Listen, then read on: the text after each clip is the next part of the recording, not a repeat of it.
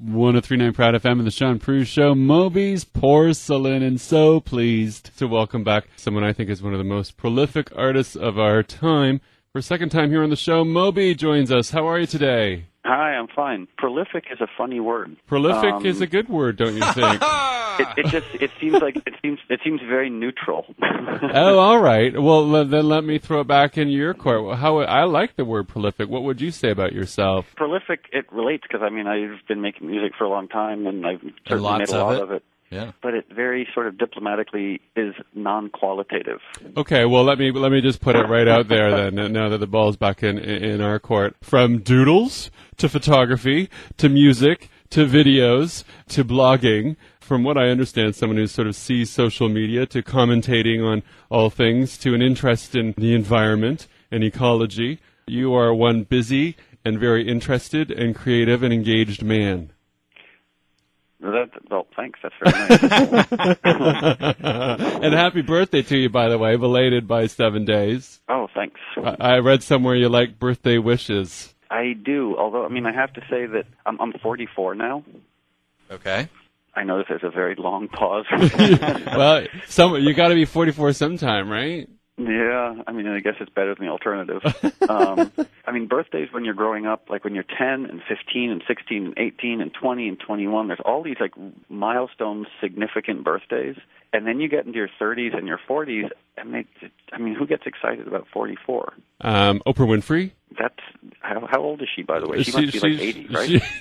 Yeah, if she's not, I think she's over 50, but I remember she was really jazzed in her 40s. She thought she was sort of coming into herself as a person and didn't care what anyone else thought anymore. Do you care what people think? I still do, and I'm sure that's indicative of much more deeply held issues that I have. Right. I'm much happier at 44 than I was at 34. I just wish there was some way to stay young and age at the same time, if that makes any sense.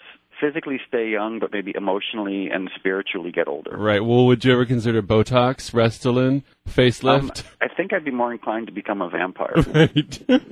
That's very shishi these days. Yeah, if they have vampire clinics, I'd rather go in for vampire therapy than Botox. Well, we haven't nailed down the word that talks about the output that you put out over the years, but I wonder, are you, and I think I know the answer, but I'll ask anyway, are you someone who's just creative and follows the flow and does whatever he feels like doing, or as also a business person and a career-driven person, do you calculate it a little bit at all? I apologize if I sound overly earnest and or strange in saying this, but my only goal in my life is to try and make music that I love.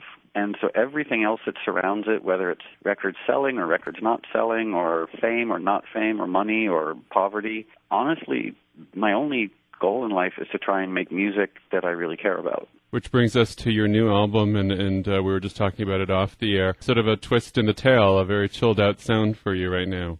Yeah, well, it's called Wait For Me, and it's a very vulnerable record and more melodic and more personal. It's certainly not a club record. Any DJ who works in a nightclub who played a track from Wait For Me would probably get fired. Right. Well, and last night, the last time we talked to you was when that album came out. And I love the concept of it. You took people through the getting ready for a night out, to the night out itself, to sort of the debrief and the denouement after a night. So you've, as I said, done a little twist in the tail here. I guess this album, Wait For Me, a friend of mine actually described it as like a morning after record. Cool. Sunday morning, 9 o'clock, raining outside. That's when I think this album makes perfect sense. You're listening to 103.9 Proud FM, the pride of Toronto. Sean Prue and Mark Wigmore here on the Sean Prue Show.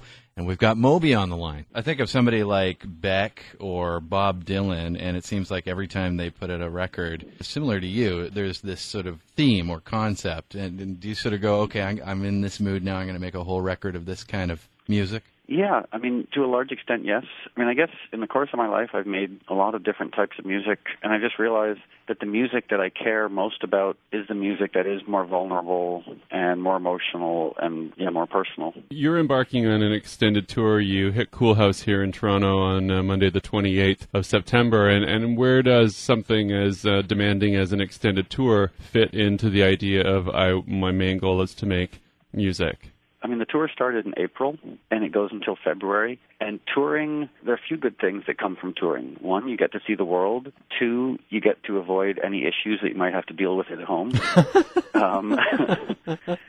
And three, by touring, it increases the chances that people might be willing to listen to the music that I've made. Mm-hmm. And I mean, so that's, my life's goal is to try and make music that I love, but also hopefully in the process to get people to listen to it. And also touring, it keeps me in relatively good shape because I have to run around on stage for 2 hours a night. At 44, you need that, right? Yeah, otherwise I, turn into Lou Grant.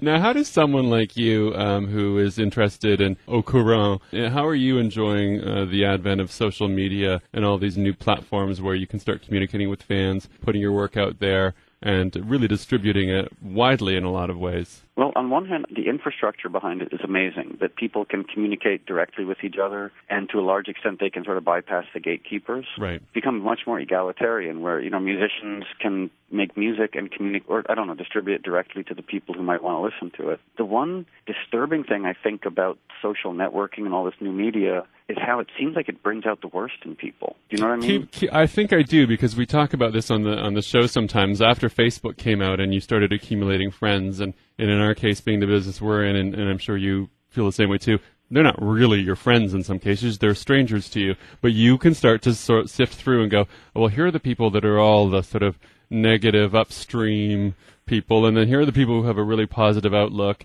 Here are the whiners.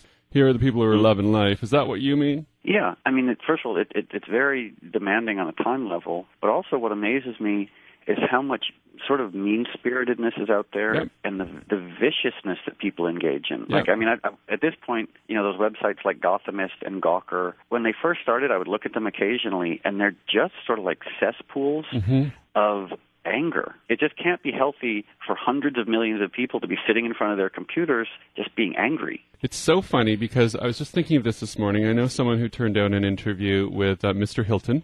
I don't even like saying his full name, but we know who we're talking about here.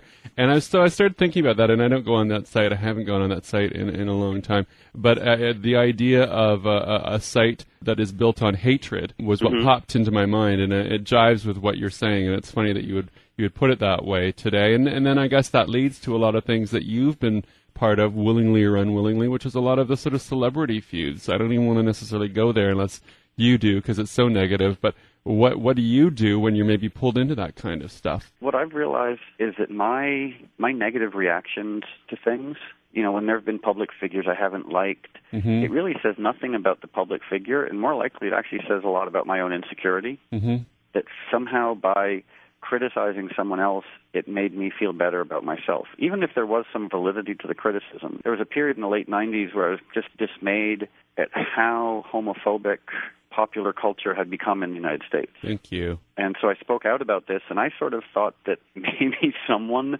would agree with me.